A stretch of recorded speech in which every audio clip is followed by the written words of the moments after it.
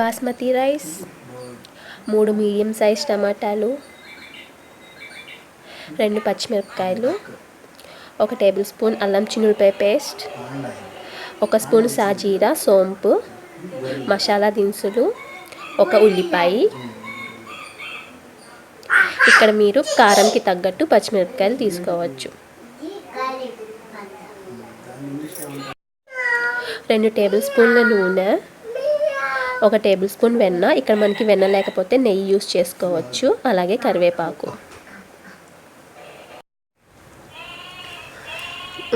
మనము పాన్ పెట్టుకొని అందులో వెన్న అలాగే ఆయిల్ వేసుకొని ఇవి వేడయిన తర్వాత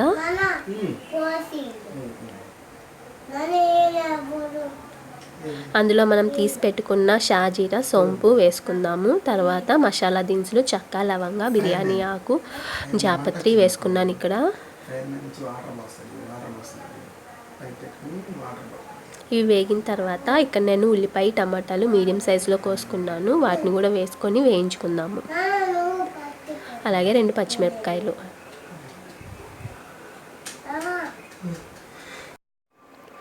మీడియం ఫ్లేమ్లో పెట్టుకొని వేయించుకుందాము. ఇందులో 1 స్పూన్ అల్లం చిన్నులపాయ పేస్ట్ కూడా వేసుకుందాము. అలాగే కరివేపాకు.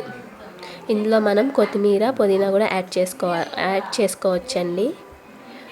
అండ్ ఇక్కడ నేను కల్లుప్పు యూస్ చేస్తున్నాను. అది హెల్త్కి చాలా మంచిది కాబట్టి.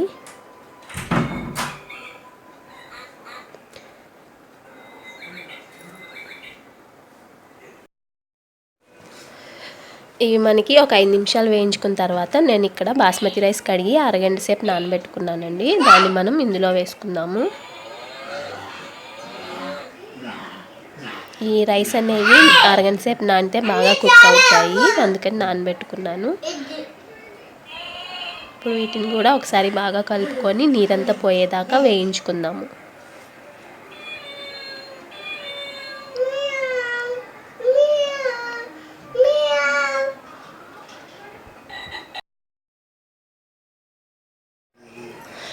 మనము ఏ కప్ అయితే రైస్ తీసుకున్నామో అదే కప్పుతో 2 కప్పులు వాటర్ పోసుకుందాము.